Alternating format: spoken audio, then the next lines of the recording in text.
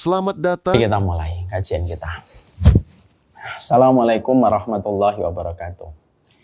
Innal hamdalillah wassalatu wassalamu ala Rasulillah wa ala alihi wa sahbihi wa man tabi'ahum bi ihsan ila yaumil qiyamah.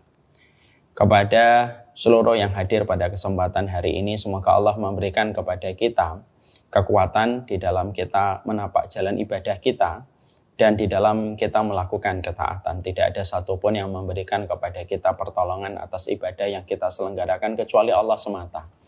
Semoga Allah senantiasa memperkenankan kita mendapatkan pertolongan di dalam setiap ketaatan kita, dan sesungguhnya hamba yang paling beruntung bukan mereka yang mendapatkan profit. Hamba yang beruntung adalah hamba yang senantiasa mendapatkan pertolongan. Ketika dia bangun tengah malam, dia mendapatkan pertolongan untuk bangun. Ketika dia mendapatkan masalah yang timbul dari anak-anaknya, dia mendapatkan pertolongan untuk sabar. Dan ketika dia menghadapi suaminya yang terkadang mungkin mengecewakan, maka dia mendapatkan pertolongan dari Allah untuk lapang hatinya ketika memahami bahwasanya suaminya pasti memiliki keterbatasan. Inilah keberuntungan besar orang yang mereka mendapatkan pertolongan dari Allah. Bukan kita yang hebat, tetapi Allah yang hebat ketika terus memberikan pertolongan kepada kita. Walaupun kita jujur, kadang-kadang kita masih penuh dengan kemaksiatan, tapi ternyata Allah tidak menghentikan laju pertolongan di dalam kehidupan kita. Itulah yang menjadikan kita membaca satu ayat. Ayat ini kita baca di dalam surat Al-Fatihah 17 kali di dalam setiap harinya kita, minimal. Iyyaka na'budu wa iyyaka nasta'in. Kepadamu kami beribadah dan kepadamu kami meminta pertolongan. Karena sejatinya pertolongan itulah hajat terbesar pada kehidupan kita. Tidak ada satupun yang bisa kita lakukan kecuali pertolongan Allah. Semoga Allah menolong kita di dalam perjalanan hidup. Dan Allah juga menolong kita untuk mengikuti kajian. Tentunya kita ngaji bukan karena kita sok alim, kita ngaji bukan karena kita sok suci, bukan karena kita pengangguran.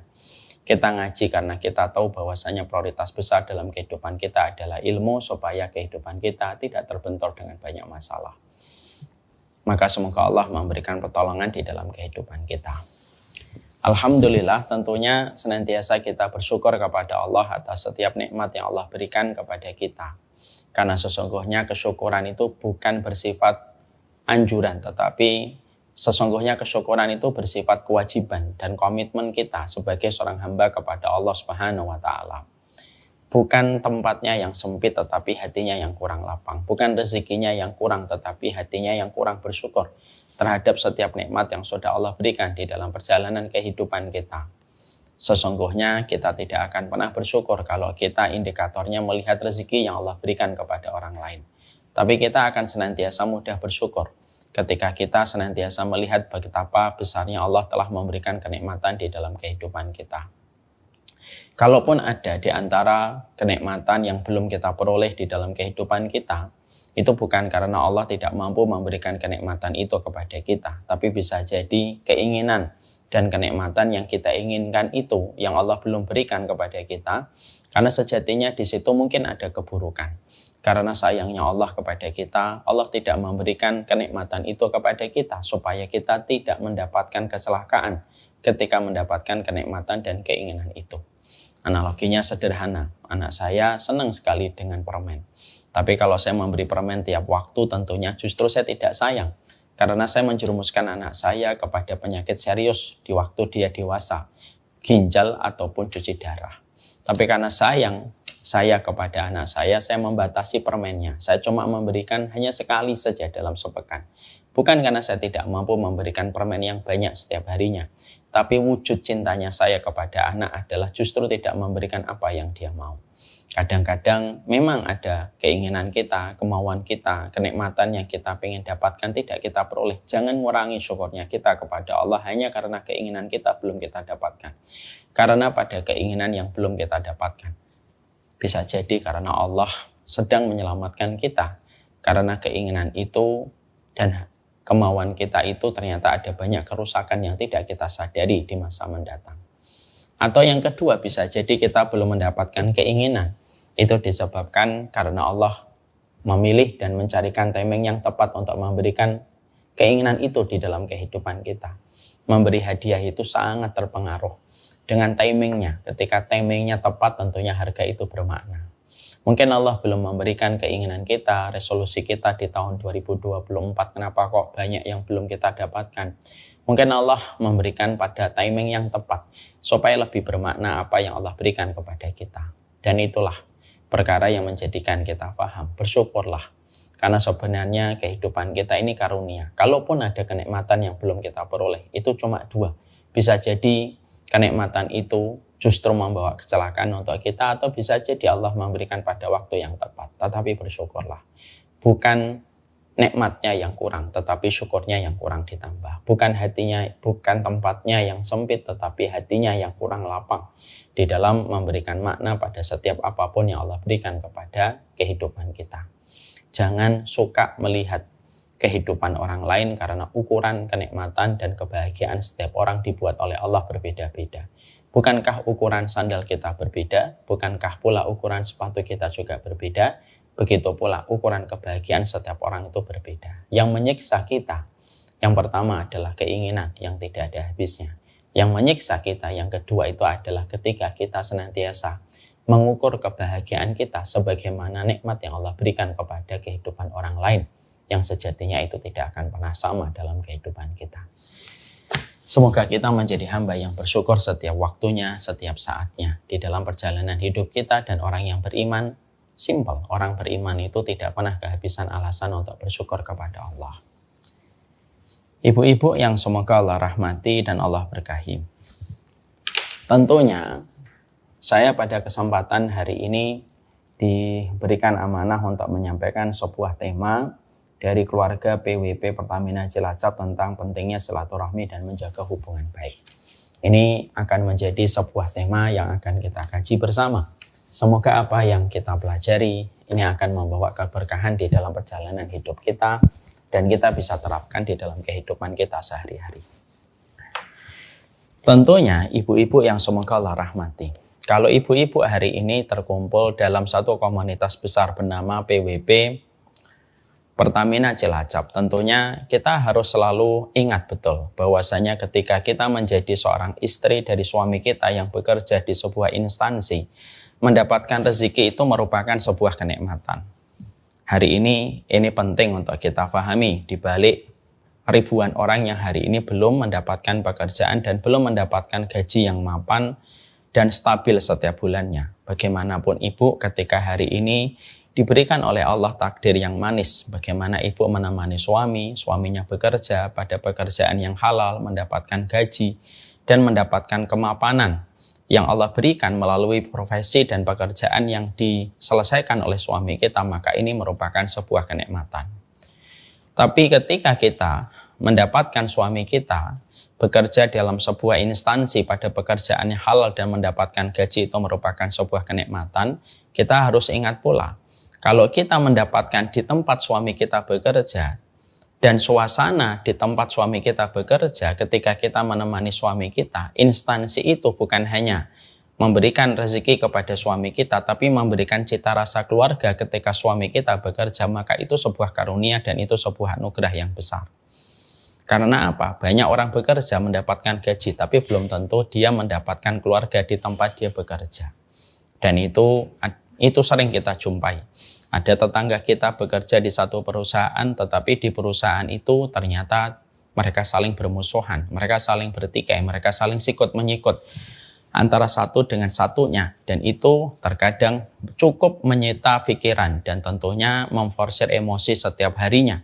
Ketika mungkin bekerja mendapatkan gaji, mungkin gajinya halal, tapi ternyata suasana di tempat pekerjaan sama sekali tidak menjanjikan suasana kekeluargaan. Maka itu bukanlah sebuah karunia. Inilah yang menjadikan saya ingin menyampaikan pertama kali kepada ibu-ibu semuanya. Saya berdoa dan saya berharap semoga kita ketika bekerja, para suami ini dan para ibu ketika menemani suaminya ketika bekerja, kita harus selalu ingat kaedahnya.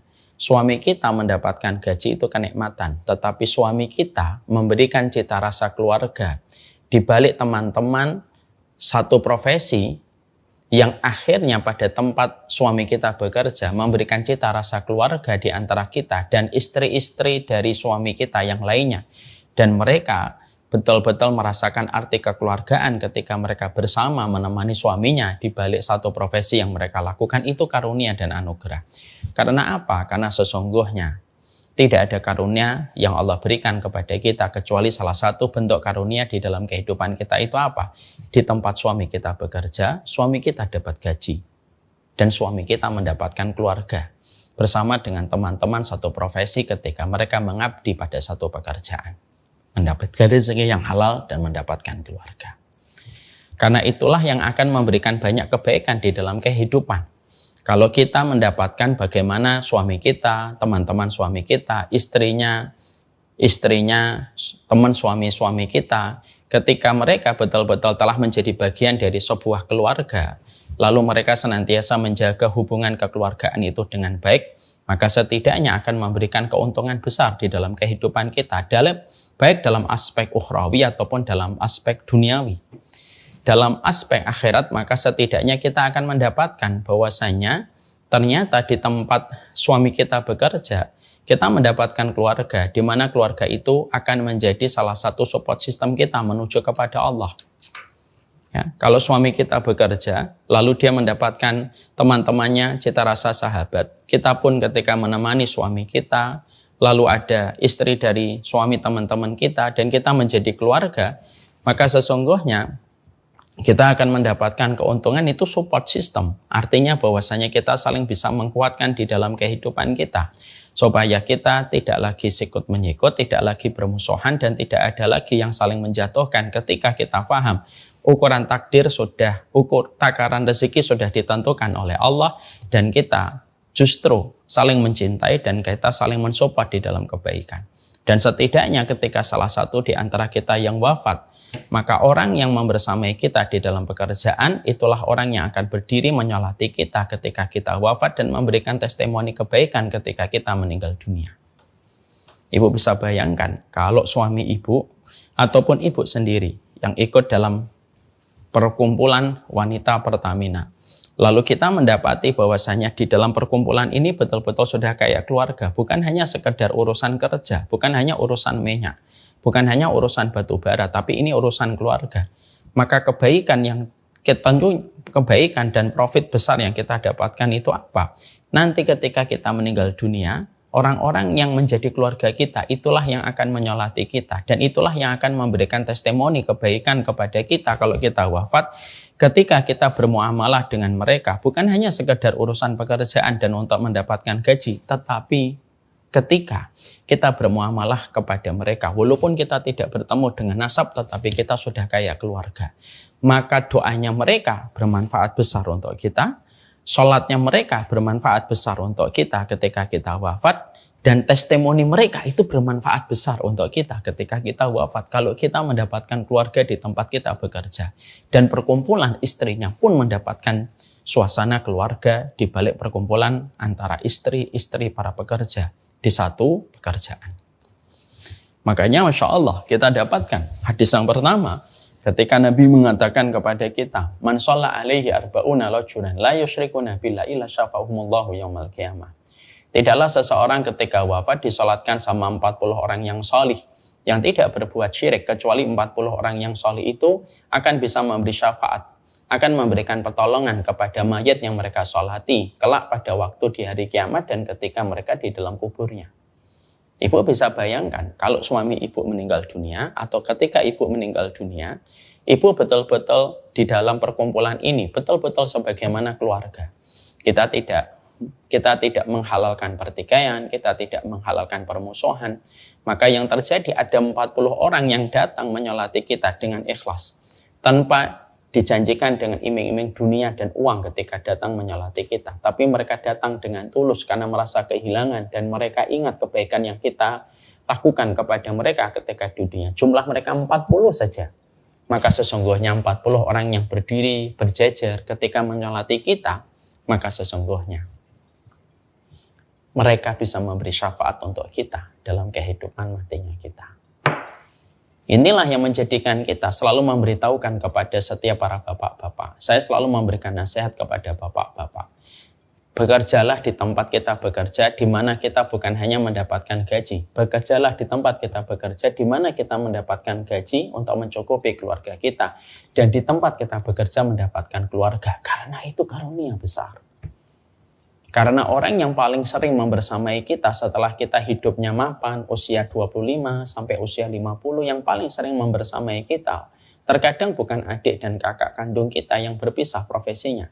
Tapi yang paling sering membersamai kita itu justru orang yang bekerja bersama kita 9 to 5 dari 9 sampai ke 5. Ketika mereka berjibaku dengan kita, bertemu dengan kita, bersua dengan kita setiap harinya.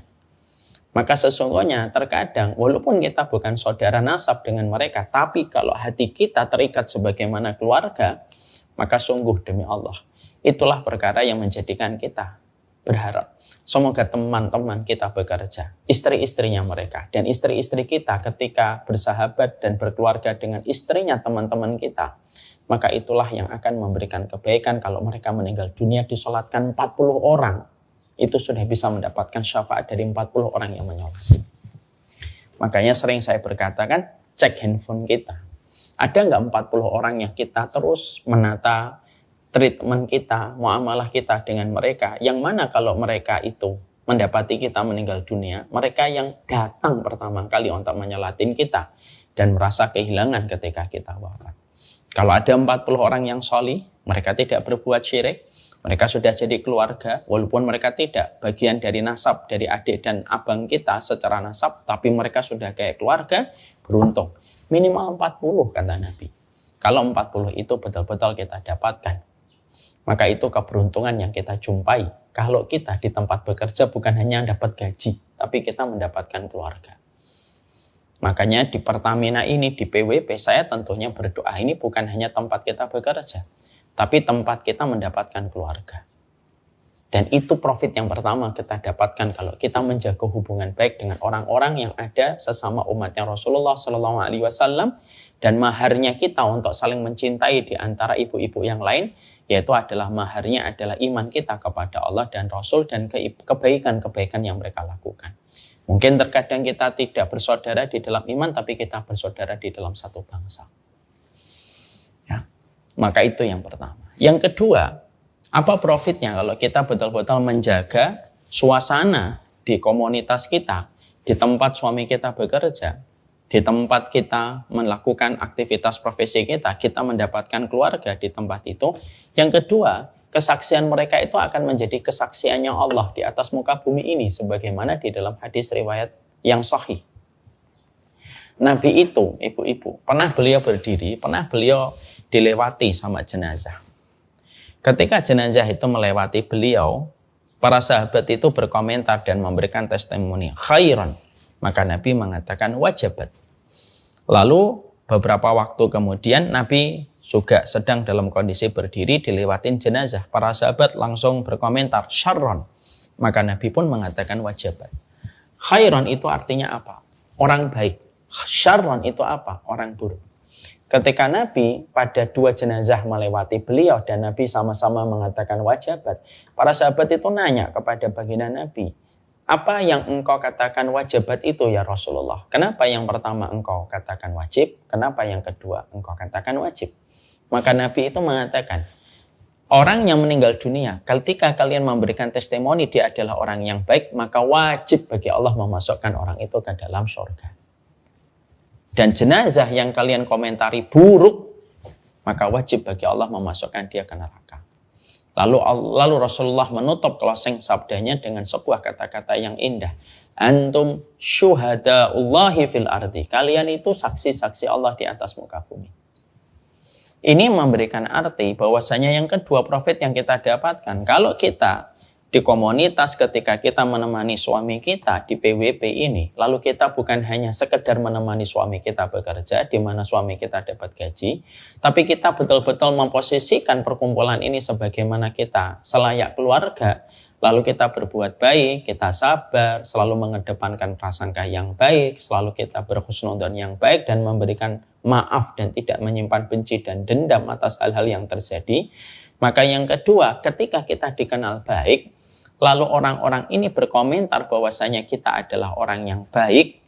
ketika kita meninggal dunia, komentar-komentar orang yang pernah membersamai kita ketika kita meninggal dunia itu komentar-komentar mereka itu, Masya Allah. Komentar-komentar itu akan menjadi saksinya Allah di atas muka bumi ini. Ini akan menjadi saksinya Allah di atas muka bumi ini. Dan itu akan diterima oleh Allah dan tidak akan dibiarkan begitu saja. Makanya kita bisa membayangkan kalau ada orang bekerja, di situ saling bermusuhan, di situ saling bertikai, sampai ketika mati, sampai akhirnya orang-orang di sekitarnya bersyukur tentang kematiannya, lalu mereka lega dengan kematiannya karena orang itu buruk, maka seburuk apa tempat kembalinya nanti di akhirat ketika dia dikomentari oleh orang di sekitarnya dengan perkataan-perkataan yang buruk ketika mengenai sikapnya dan muamalahnya. Inilah yang menjadikan kita memahami profit yang kedua. Kenapa kita harus menjadikan perkumpulan, tempat kita bekerja itu selayak keluarga? Karena yang kedua, testimoni-testimoni yang diberikan orang di sekitar kita itu akan menjadi testimoni-testimoninya Allah di atas muka bumi ini. Ya. Jadi ketika kita dalam kehidupan ini sampai akhirnya saling memberikan testimoni. Ibu Mita misalkan memberikan testimoni kepada Ibu Mei. Ibu Mei memberikan testimoni kepada Ibu Mita. Dan testimoninya kebaikan ketika salah satu di antara keduanya wafat. Ya, maka sesungguhnya itu adalah kesaksian-kesaksian yang Allah terima. Makanya inilah pentingnya bagaimana kita di dalam kehidupan kita ini betul-betul memberikan cita rasa keluarga di setiap perkumpulan yang kita ikuti. Karena itulah yang menjadi sesuatu yang mahal dalam kehidupan kita hari ini. Makanya ketika kita saling menjaga, menyadari betul bahwasanya persaudaraan, silaturahmi, berbuat baik, itu merupakan kebaikan yang sejatinya kembali feedbacknya kembali kepada kita. Karena kebaikan kita membentuk algoritma yang akan mengembalikan kebaikan itu dalam kehidupan kita. Maka fahami betul, sesungguhnya itulah yang akan menjadikan kita. Itulah yang akan menjadikan kita mendapatkan kebaikan ketika kita wafat. Itu yang kedua profitnya, Bu. Kita tidak bisa, ibu-ibu. Kita tidak bisa masuk surga itu hanya mengandalkan sholat kita. Jujur aja deh, sholatnya kita banyak yang tidak khusyuk. Kalau kita mengandalkan ke surga itu hanya bermodal dengan puasa sunnah kita, kapan sih kita puasa sunnah? Apakah tiap hari? Belum lagi ketika kita terkadang puasa sunnah diketahui teman kita, kadang-kadang hati kita diuji dengan keikhlasan. Kalau kita ke surga hanya bermodal dengan umrah, kita berapa kali umrah sepanjang hidup kita? Kalau kita hanya dengan modal haji, banyak di antara kita belum haji karena antriannya begitu panjang. Maka kita membutuhkan big up. Ketika kita menyadari kematian itu merupakan sebuah keniscayaan dan pintu yang pasti kita akan datangi, pintu itu bernama kematian, pastikan bahwasanya ketika kematian itu datang, orang yang membersamai kita 9 to 5, orang yang menemani kita dalam bekerja, istri mereka, keluarga mereka itu menjadi keluarga kita. Salatnya mereka untuk kita memberikan profit akhirat, testimoninya mereka untuk kita memberikan akhirat. Dan profit yang ketiga, kata Nabi, doanya mereka itu akan memberi kebaikan untuk kita. Berapa banyak orang yang mereka itu masuk surga karena syafaat dari temannya. Sebagaimana dalam satu riwayat yang begitu panjang, ada penduduk surga sudah berada di surga. Lalu para penduduk-penduduk surga ini bertanya ketika mereka tidak menjumpai teman-teman yang sering mereka lihat ketika dulu di dunia. Aina haula yusalluna ma'ana wa aina haula yasumuna ma'ana wa aina haula wa ya'maluna ma'ana. Mana teman-teman yang dulunya sholat sama kami, puasa sama kami, bersedekah sama kami, beramal soleh sama kami. Lalu Allah menyampaikan kepada penduduk surga ini ketika mereka merindu hatinya kepada teman-teman yang dulunya membersamai mereka dalam kebaikan. Lalu Allah menyampaikan kepada penduduk surga, haula'i finnar, orang-orang yang kalian tanyakan itu berada di dalam neraka. Akhrijuhum mimman kana fi qalbihi misqala dinarin min iman. Ayo keluarin deh teman-temanmu itu apabila mereka memiliki kadar iman seberat 1 dinar. 1 dinar itu berapa, Ustaz? 4,25 gram. Itu 1 dinar. Amalan apa itu emas iman seberat 4,25 gram? Akhirnya penduduk surga masuk ke neraka dan neraka tidak bisa membakar tubuh mereka karena neraka diharamkan untuk bisa membakar penduduk surga. Masuklah itu penduduk surga ke neraka mencari teman-teman yang dulunya membersamai mereka di dalam sholat, dalam puasa, dalam kebaikan. Dikeluarkan satu-satu menuju surga. disebabkan syafaat yang mereka peroleh dan mereka dapatkan dari teman-teman mereka. Ya. Makanya kita di dalam kita bekerja, suami-suami kita ketika mereka bekerja itu kan melewati puasa Ramadan bersama. Kita dengan perkumpulan wanita Pertamina, kita juga melakukan amal solih bersama kan. Ada bansos yang kita lakukan bersama. Ketika Ramadan ada buka bersama. Itu tidak hanya menjadi satu kegiatan yang tidak menghilangkan jejak, itu satu kebaikan yang akan meninggalkan jejak kebaikan, di mana jejak kebaikan itu bisa menjadi sebab syafaat untuk kita dalam kehidupan di akhirat. Inilah pentingnya bagi kita. Akhirnya yang ketiga, profit apa yang kita peroleh dan profit apa yang kita dapatkan. Yang ketiga, kamu akan mendapatkan doa dan kamu berpotensi mendapatkan syafaatnya. Itulah kenapa di dalam Islam kita menjumpai bahwasanya Islam itu bukan hanya urusan masalah sholat. Itulah mengapa di dalam Islam itu, Islam tidak hanya mengatur bagaimana kita i'tikaf di masjid ketika kita beribadah kepada Allah. Tapi Islam itu mengatur bagaimana kita di dalam kehidupan ini menjaga persaudaraan dan berbuat baik. Makanya ketika kita memahami ibu-ibu, semua aturan agama itu intinya satu, supaya kita berbuat baik dan tidak menyakiti orang lain, supaya tidak pecah silaturahmi. Itu yang ada di dalam kehidupan syariat. Kenapa kita disuruh ngomong yang baik? Kalau tidak bisa ngomong yang baik, diam, supaya tidak nyakitin orang. Kenapa kita ada perintah untuk sedekah? Supaya menyenangkan hatinya orang dari kalangan fakir miskin. Kenapa kita kalau masuk rumah orang harus mengetuk dan mengucapkan Assalamualaikum? Kalau kamu datang ke rumahnya dan langsung membuka pintu, itu menyempitkan hatinya dan mudah untuk menjadikan dia benci kepada dirimu. Kenapa harus ada ucapan Assalamualaikum? Diaturnya 3 kali, tidak boleh lebih dari 3 kali. Kalau sudah ngucapin salam 3 kali, kok tidak dibuka pintunya, pulang. Kenapa itu terjadi, Ustadz? Supaya setiap penghuni rumah punya hak untuk menerima dan punya hak untuk menolak. Ketika kondisinya memang tidak kondusif untuk menerima tamu pada saat itu. Kenapa kita kalau masak daging diperintahkan untuk memperbanyak kuah? Supaya tetangga kita yang mencium bau daging yang kita masak tidak tersakiti baunya ketika kita tidak memberikan kuahnya atau bagian dari masakan yang kita buat, supaya ketika hidungnya tersakiti terobati dengan makanan yang kita hadiahkan pula untuk mereka, walaupun mungkin komposisinya banyak kuahnya daripada dagingnya. Kenapa kok sunnah sampai masuk mengintervensi aturan dapur kita? Supaya tidak nyakitin orang. Kenapa kita dimakruhkan untuk makan pete, bawang merah, bawang putih ketika banyak berkerumun di depan manusia, supaya tidak nyakitin orang bau kita. Kenapa kita disunahkan bersiwak? Supaya bau mulut kita tidak sampai tercium orang lain. Masya Allah itu. Kenapa kita kalau silaturahmi diatur, tidak boleh terlalu sering silaturahmi ibu. Makanya Nabi memberikan syariat zurgiban tazid hubban. Kalau ngunjungin saudaramu, jangan terlalu sering supaya tambah cinta. Karena kalau terlalu sering, hati yang lapang lama-lama menjadi sempit. Itu semuanya diatur oleh Allah sedemikian detailnya, itu dengan satu tujuan, supaya kita mampu menghadirkan alasan untuk menjaga silaturahmi, mendapatkan kekeluargaan di antara teman ketika kita berinteraksi sosial, dan kita bisa berbuat baik.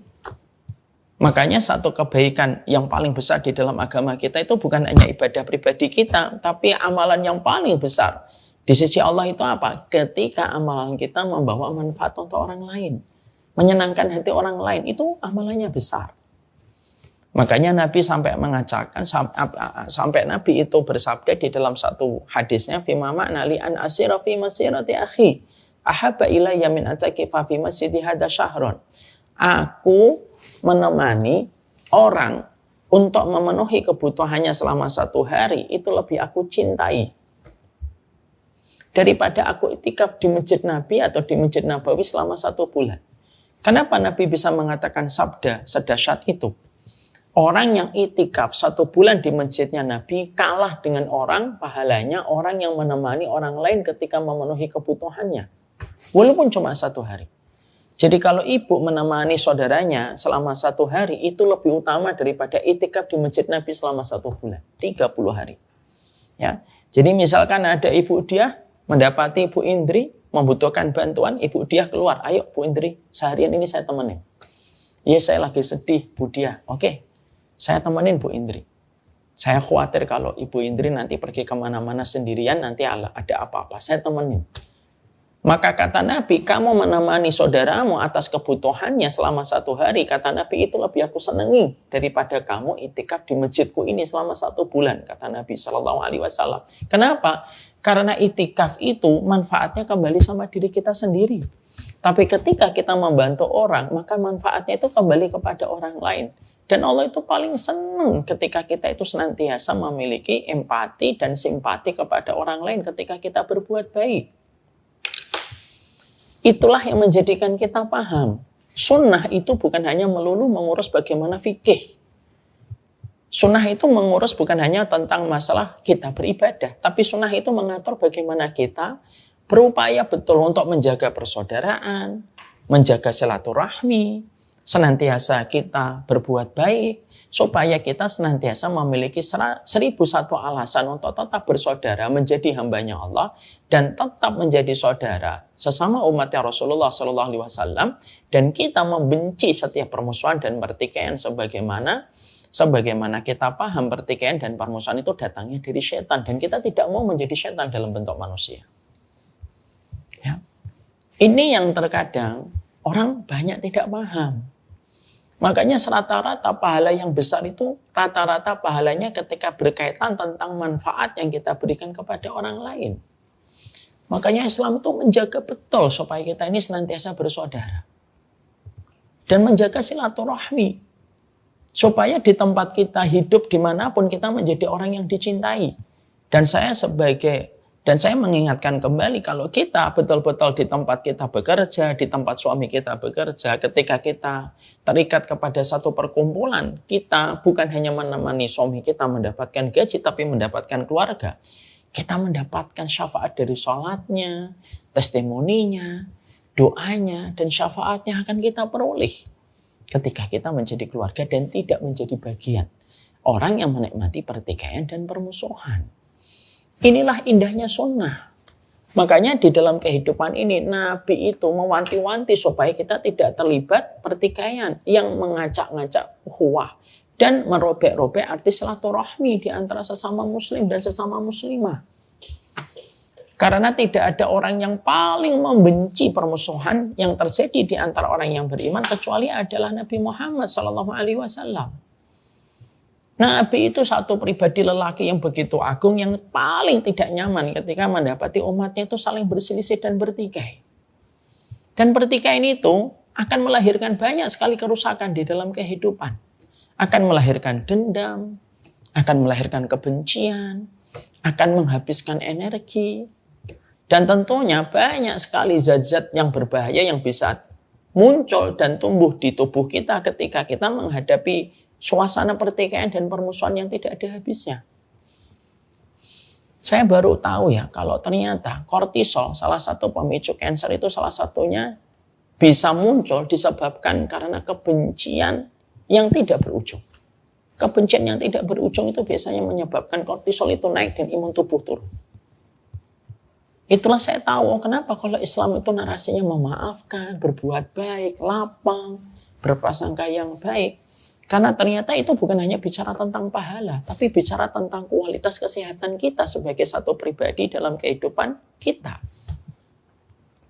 Jadi inilah yang menjadikan kita akhirnya berkomitmen kuat pada kehidupan kita itu adalah sesungguhnya ketika kita menjalani kehidupan kita sebagai seorang hambanya Allah, jangan hanya memperhatikan sholat duhamu, jangan hanya memperhatikan semata-mata zikirmu.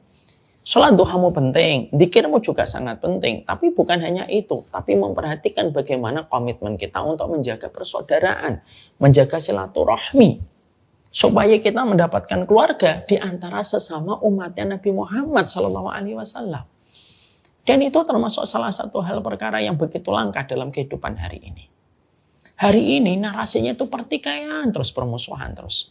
Sesama tim dakwah bisa bertengkar. Internal tim dakwah bisa bertengkar. Di tempat komunitas suami kita bekerja kadang-kadang ada kisruh dan ada pertengkaran. Ini kalau terus diikuti dan terus untuk diperhatikan, tidak ada ujungnya. Tidak ada ujungnya, Ibu. Dan justru yang akan menyempitkan hati kita. Karena kebencian itu selalu datang dari setan ketika kebencian kita kepada sesama orang yang beriman. Makanya perintahnya Allah itu apa? Kepada kita di dalam surat An-Nur ayat 22. Kita ini ketika berinteraksi kepada sesama manusia, maka kaedah umumnya, narasinya yang dipakai oleh Allah itu apa? Wal ya'fu wal yasfahu. Maafin, udahlah berlapang dada. Ala tuhibbuna yaghfirallahu lakum. Apakah kamu tidak suka kalau kamu memaafkan orang lain, kamu akan mudah dimaafkan sama Allah? Kenapa Allah bisa menyampaikan firman yang begitu lembut masuk ke hati kita? Udahlah maafin, lapang dada sama saudara-saudaramu itu. Ala tuhibbuna yaghfirallahu lakum. Apakah kamu juga tidak suka kalau Allah juga ngampunin kamu dan maafin kamu? Dalam surat An-Nur 22. Ini menjelaskan kepada kita betapa dahsyatnya kekuatan silaturahmi. Ya, walaupun mungkin para ulama ada yang mengatakan silaturahmi untuk keluarga, ada yang mengatakan silaturahmi bukan untuk orang lain. Tapi definisi itu bisa kita pakai secara umum. Silaturahmi bukan hanya dalam kita bersama kerabat kita, bahkan ukhuwah pun kepada sesama orang di sekitar kita, lingkungan kita bekerja, lingkungan kantor suami kita, di situ pun membutuhkan ukhuwah dan persaudaraan dengan kita menjaga kebaikan ketika kita berbuat baik. Islam itu satu, jangan nyakitin orang. Kalau kamu nggak bisa membahagiakan, jangan membuat dia sedih. Kalau kamu nggak bisa melapangkan, ya jangan menyempitkan dirinya. Kalau kamu tidak bisa mengembirakan, jangan menyusahkan dirinya. Intinya kan begitu. Ya kalau kita tidak bisa membahagiakan, ya jangan menyedihkan. Kalau kita tidak bisa melapangkan, ya jangan menyempitkan. Itu life hack-nya seorang muslim itu begitu dalam kehidupan kita. Ini kalau betul-betul diterapkan akan menciptakan suasana yang betul-betul kondusif. Anak yang tumbuh di satu keluarga ketika orang tuanya tidak banyak bertengkar, anak itu akan tumbuh harum ketika di masa dia dewasa. Suami kita kalau bekerja di tempat yang dia mendapatkan keluarga, bukan hanya dia mendapatkan gaji, dia akan lebih terjaga kesehatan mentalnya dan kesehatan psikisnya dan fisiknya. Ibu terlibat dalam satu komunitas dan ibu tahu di komunitas itu saling menjaga persaudaraan dan ingin menghadirkan arti kekeluargaan, ibu akan bahagia betul. Karena itu akan membawa dampak kebaikan di dalam kehidupan kita. Permusuhan itu menguras energi. Permusuhan itu emosi yang tidak tuntas. Dan kita harus ingat apa yang dikatakan para psikolog. Penyakit fisik itu biasanya adalah karena emosi yang tidak tuntas. Itulah kenapa narasi dalam Islam itu damai, baik, maafin, mintalah maaf. Selalu narasinya begitu di dalam Quran. Bukan karena ini menceritakan tentang sisi pahalanya doang. Perintah agama bukan hanya dipahami dari sudut pandang fikih. Tapi perintah-perintah agama itu dipahami lebih jauh. Oh, ternyata perintah-perintah ini tuh membawa kesehatan dalam kehidupan kita. Terkadang penyakit seseorang itu berat. Lalu ketika dia belajar memaafkan, penyakit beratnya itu disembuhkan oleh Allah. Itulah indahnya ketika kita senantiasa menjaga ukhuwah, menjaga silaturahmi di dalam kehidupan kita. Dan kita memang betul-betul berbuat baik, bukan hanya kepada keluarga kita secara nasab, tapi kita berbuat baik kepada orang yang sejatinya tidak mendolimi dan tidak berbuat jahat dalam kehidupan kita. Itulah yang kita inginkan. Mendapatkan gaji ketika bekerja itu nikmat. Tapi mendapatkan keluarga di tempat kita mendapatkan gaji itu karunia dan itu anugerah besar di dalam kehidupan kita. Sekarang kita bahas, setelah kita memahami ini, mungkin kita bahas apa yang menyebabkan akhirnya gagalnya silaturahmi.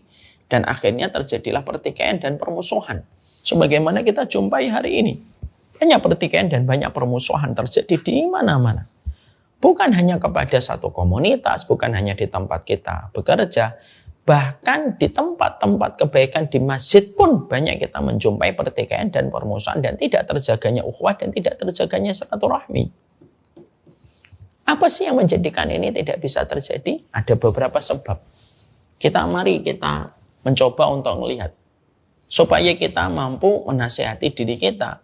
Jangan sampai kita memiliki hal-hal ini yang bisa merusak kenikmatan kita untuk menjadi seorang muslim yang bersaudara dan menikmati kehidupan kita dengan lapang hati tanpa ada pertikaian dan permusuhan.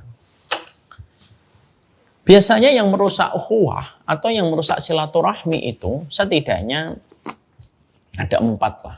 Ya, walaupun ini panjang tapi saya sampaikan 4 saja. Apa yang biasanya merusak itu? Yang pertama, yang biasanya merusak arti kekeluargaan, arti kebersamaan dalam kehidupan kita. Itu yang pertama adalah ketika kita selalu menajamkan urusan fikih.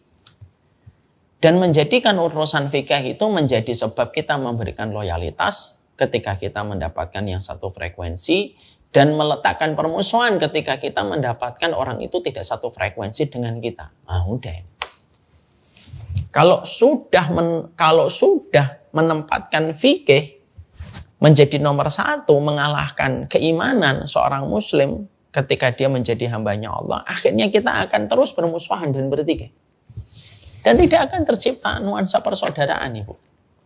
Padahal fikih itu luas, yang sempit itu hati kita. Tidak bisa kita membatasi fikih menurut satu pendapat, sebagaimana setidaknya ada 4 madhab besar yang diakui dan diikuti mayoritas masyarakat muslim dunia. Imam Abu Hanifah, Imam Malik, Imam Syafi'i, Imam Ahmad. Masalah fikih itu luas, yang sempit itu hati kita. Fikih itu luas, yang sempit itu hati kita. Jangan pernah lupa tentang kata-kata ini. Dan biasanya yang menjadikan kita tidak bisa menjaga silaturahmi itu apa? Karena perbedaan fikih menjadikan kita meletakkan permusuhan. Tapi kalau kita mendapatkan frekuensi yang sama, persis dengan kita meletakkan loyalitas dan kecintaan. Yang tidak bisa. Kecintaan itu diletakkan di atas kaidah keimanan. Bukan dalam kaidah fikih ketika kita 100% sama. Ya. Ada terkadang saudara kita dengan berbagai macam kekurangannya, tetapi dia memiliki kelebihan di sisi Allah yang mungkin kita tidak sadari. Kalau fikih itu selalu ada. Selalu ada. Selalu ada celah untuk kita berbeda. Saya dalam pilihan fikih saya, apakah sama dengan pilihan fikihnya Ustadz yang lain? Kadang-kadang kita tidak sama. Tapi selama kita tidak menjadikan fikih menjadi standar kita untuk saling mencintai, kita masih bisa ketemu, masih bisa saling ngopi, kita masih saling bisa untuk keep in touch, untuk mengetahui kabarnya. Kenapa? Ya karena masalah fikih itu bukan kaidah kita untuk meletakkan persaudaraan. Kaidah kita meletakkan persaudaraan itu kaidahnya keimanan dan ketika dia berbuat baik. Jadi akhirnya jangan sampai kita ini fanatik sama pendapat fikih. Lalu akhirnya pendapat fikih itu menjadikan kita gampang menghujat, gampang merendahkan orang. Ya tidak akan pernah terjadi arti persaudaraan ketika kita senantiasa memprioritaskan fikih. Lalu kita mengkerdilkan arti keimanan yang dimiliki saudara kita. Walaupun berbeda fikihnya dengan kita. Ya. Jadilah air yang sifatnya mengademkan. Jadilah jarum yang sifatnya itu merekatkan. Jangan menjadi api yang sifatnya membakar, hati menjadi gosong. Jangan menjadi gunting yang sifatnya itu merobek ukhuwah dan persaudaraan dan silaturahmi. Jadi kadang-kadang jangan sampai di antara komunitas ini hanya karena beda fikih itu lalu kita berkelompok-berkelompok. Yang sana mengatakan Wahabi, yang di sana mengatakan Ahlul Bid'ah. Sampai kapan? Yang di sana dikatakan Ahlul Bid'ah lalu mengatakan kembali Wahabi. Yang di sini mengatakan apa? Ahlul Bid'ah. Tidak selesai. Siapa yang akan paling terkena dampaknya kalau kita menjadi orang tua hari ini selalu memperlihatkan permusuhan? Anak-anak kita yang akan menjadi korbannya. Anak-anak kita sekarang tidak nyaman belajar agama karena mereka mendapati orang yang belajar agama itu sering bertikai dan sering bermusuhan. Mereka larinya apa? Larinya ke berbagai macam entertain. Pokoknya bukan politik, pokoknya bukan konten agama. Itu yang mereka paling hindari. Kenapa?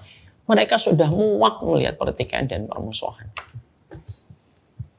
Itu pula yang menjadikan saya memberikan konsep sama putra-putri saya itu salah satunya adalah mereka sudah mulai paham terhadap pendapat-pendapat yang terkadang tidak sama dengan pendapat yang mereka lihat dari abinya.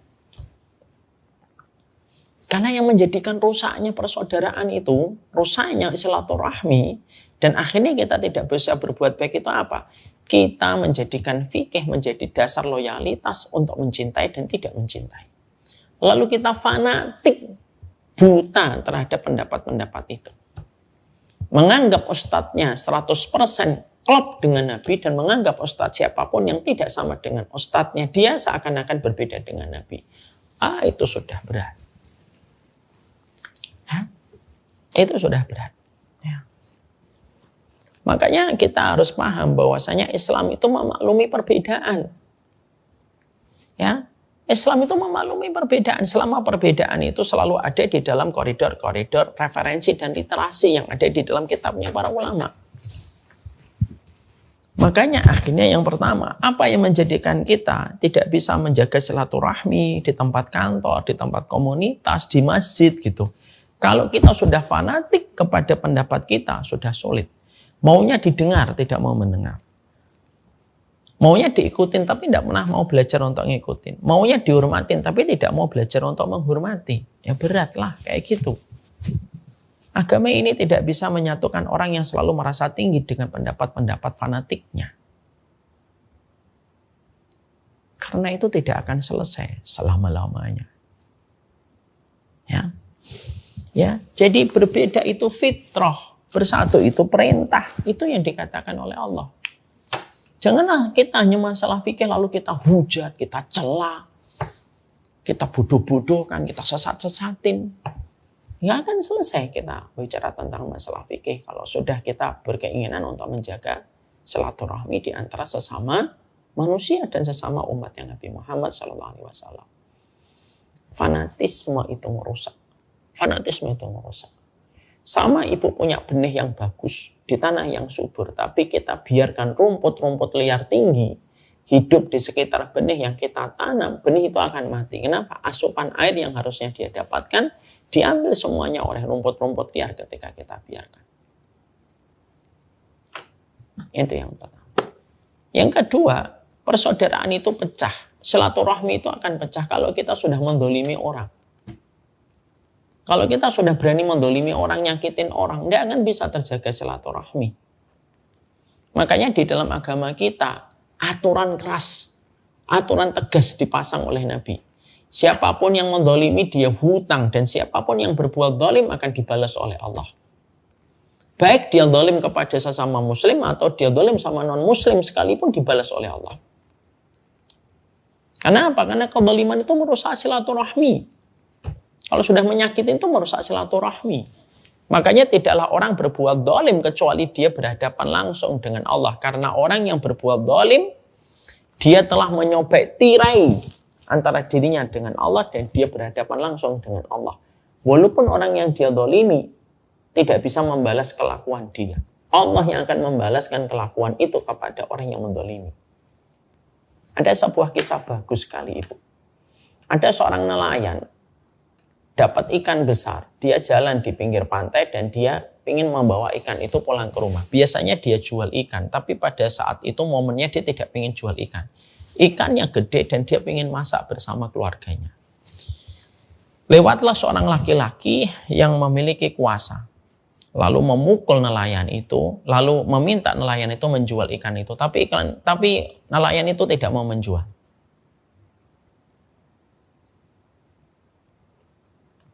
Lalu akhirnya laki-laki itu kecewa, dipukullah nelayan itu sampai jatuh, direbutlah ikannya. Dibawa ke rumah malamnya makan, tertancap duri di jempolnya. Semalam suntuk dia tidak bisa tidur. Dibawa ke tabib kaget karena sudah busuk dan harus dieksekusi untuk dipotong, diamputasi karena tidak ada jalan keluar. Baru saja dipotong jempolnya pulang sampai di rumah telapak tangannya sudah menghitam busuk. Datang lagi ke tabib kesakitan, dipotong telapak tangannya. Baru pulang sebentar busuknya sudah naik ke ujung tangannya. Datang lagi ke tabib, dipotong sampai sikunya. Sang tabib pun heran karena tidak pernah menjumpai kasus itu selama dia menjalankan praktek kesehatan. Pulang dia sampai ke rumah ternyata sudah sampai sini Bu, busuknya. Sampai akhirnya dipotong di sini. Dan ketika dipotong di sini ada seorang ulama ketika melihat kejadian itu lalu bertanya, ini kenapa kamu setiap datang ke tabib dipotong tanganmu dan diamputasi? Iya, saya makan ikan tertancap duri, lalu cepat sekali busuknya. Dari jempol, telapak tangan, tangan sampai siku, sampai ujungnya. Ulama ini bertanya kepada orang ini, yang nestapa dan kasihan ini. Kamu dapat ikannya di mana? Dapat ikannya di pantai. Berapa kamu membeli ikan itu? Aku tidak beli. Lah terus aku pukul orangnya. Lalu ulama itu berkata, kamu minta ridhonya. Kalau kamu tidak minta ridhonya, apa yang kamu rasakan ini akan merambat itu infeksinya ke seluruh bagian tubuhmu yang vital dan kamu akan mati dalam kondisi terhina. Ketakutan dia, akhirnya dia datang ke nelayan itu dan nelayan itu sudah lupa sama orang tersebut. Orang tersebut menabrak sang nelayan dan dia minta maaf. Sang nelayan itu berkata, saya tidak kenal kamu. Orang itu berkata, saya merebut ikanmu. Nelayan itu membantah, yang merebut ikanku itu memukul aku dengan tangan kanan. Kamu tidak punya tangan kanan. Iya, itu aku. Inilah kejadian yang menimpa kepadaku. Dilihat lagi oleh nelayan, oh iya ini kamu. Dan nelayan itu berkata, aku tidak tahu kalau akibatnya bisa sejauh ini. Ya sudah, aku ridhoi kamu. Walaupun sebenarnya aku sedih pada saat kamu merampas ikanku. Maka orang ini sebelum berpisah dengan nelayan berkata, apa doamu kepada Allah sampai Allah menimpakan kepadaku hukuman semacam ini?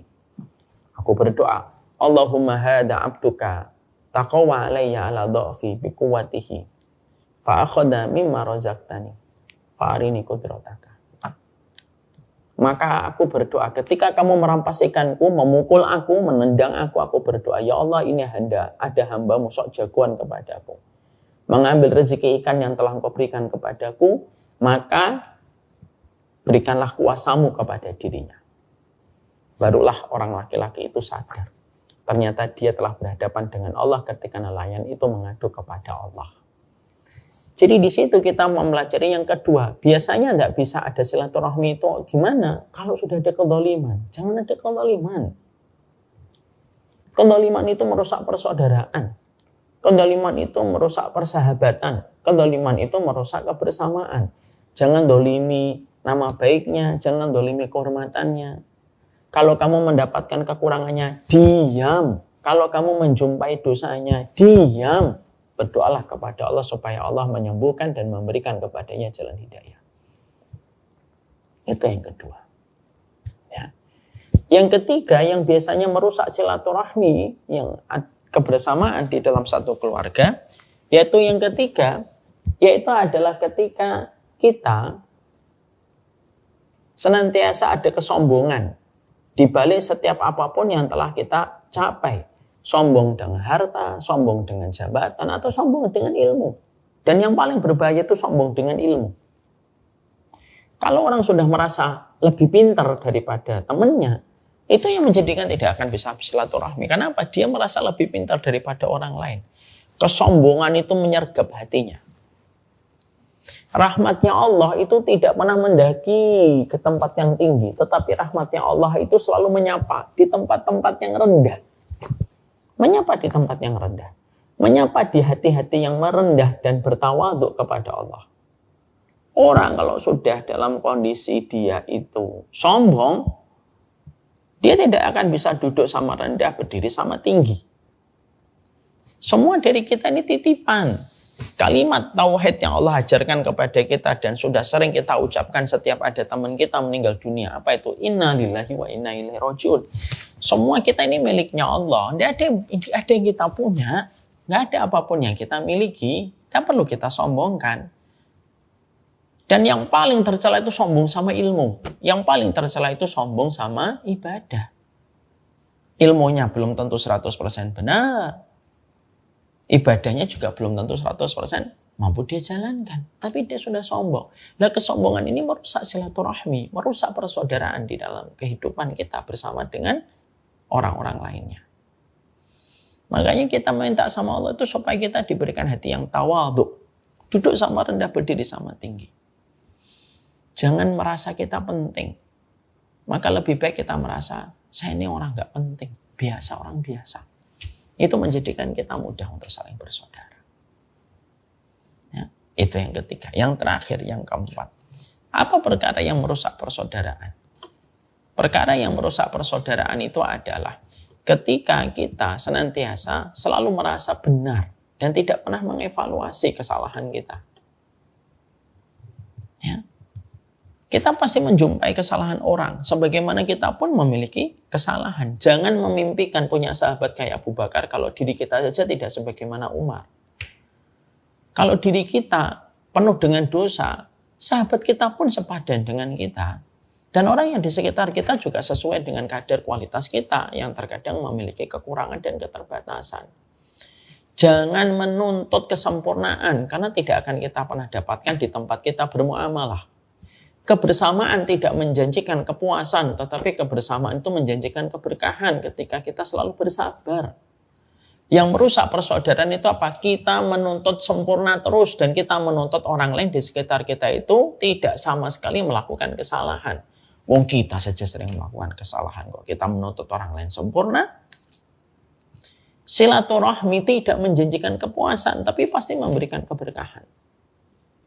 Jadi kalau ada di antara teman-teman perkumpulan ini, PWP ini, ada yang terkadang salah, ada yang terkadang sikapnya kurang benar menurut kita, ya wajar, maafkan. So bagaimana kita juga ingin dimaafkan oleh mereka dan kita ingin dimaafkan sama Allah. Kalau ada orang ibu-ibu, kok sampai dia berteman 30 tahun, jangan dilihat bertemannya. Yang kita lihat itu apa? Sudah berapa kali mereka saling memaafkan. Kalau kita ngelihat ada orang nikah 50 tahun, golden marriage, itu jangan kita lihat 50 tahunnya. Kalau ada suami istri bertahan sampai 50 tahun, yang kita tidak lihat di balik mereka tersenyum walaupun mereka sudah rentah, tetapi mereka masih bisa saling menggoda. Itu simpel. Sudah berapa kali mereka saling memaafkan? Karena mereka nggak menuntut kesempurnaan. Tidak bisa kita menuntut kesempurnaan dalam hidup. Makanya kalau ada orang berkata, saya pengen semua orang di sekitar saya itu tidak melakukan kesalahan. Kita aja melakukan kesalahan kok. Man talaba akhan bila aibin baqiya bila akhin. Siapapun yang mencari teman, orang yang mencari saudara, yang mana syaratnya tidak punya kesalahan, dia tidak akan pernah punya teman. Kenapa? Karena tidak ada manusia yang tidak punya kesalahan. Kaidahnya simple kok. If you don't accept my words, you don't deserve my best. Ya kalau kamu nggak menerima kekuranganku, ya kamu tidak pantas menerima kelebihanku. Maka yang keempat yang menjadikan kita terkadang susah untuk silaturahmi itu apa? Kita menuntut kesempurnaan. Kita maunya di WBP ini nggak ada yang berbuat salah. Tidak bisa. Semuanya nyenengin kita. Tidak bisa. Terkadang kita menghadapi keputusan-keputusan atasan. Terkadang keputusan itu terkadang tidak melegakan hati kita. Ya sudah, menjaga kebersamaan saya ikut. Walaupun saya tidak sesuai dengan apa yang saya mau. Sabar. Karena menjanjikan keberkahan bagi mereka yang sabar. Kalau 4 perkara ini kita jaga, insya Allah, disitulah kita akan mendapatkan bahagia. Bahagia itu apa? Di tempat kita menemani suami kita, bekerja dan mendapatkan gaji mencukupi kebutuhan kita sehari-hari, di situ kita mendapatkan keluarga. Siapapun yang telah mendapatkan keluarga dalam silaturahmi dan di dalam dia menjaga ukhuwah, saudaranya adalah saudara-saudara muslim yang tidak terlibat dalam nasab dan tidak terikat dengan nasab, tapi mereka kayak saudara, kita mendapatkan 3. Ketika disolati mereka 40 orang memberi syafaat untuk kita. Testimoni mereka akan menjadi testimoninya Allah di atas muka bumi. Dan yang ketiga, yaitu kita akan mendapatkan cipratan doa dari mereka dan memberi syafaat untuk kita ketika nanti kita berpulang menuju ke kampung halaman kita tercinta, yaitu akhirat. Disinilah kita bisa berharap dan berdoa, melangitkan harapan. Di PWP Cilacap, bukan hanya sekedar menemani suami bekerja dan mendapatkan gaji. Di PWP Pertamina Cilacap, kita berdoa, semoga kita pun mendapatkan keluarga. Saling menguatkan, saling bersinergi, saling berkolaborasi, tidak saling berkompetisi, tidak saling menjatuhkan, untuk sama-sama menuju kepada surganya Allah seluas langit dan bumi. Surganya Allah itu seluas langit dan bumi. Terlalu sepi kalau hanya kita doang yang masuk surga.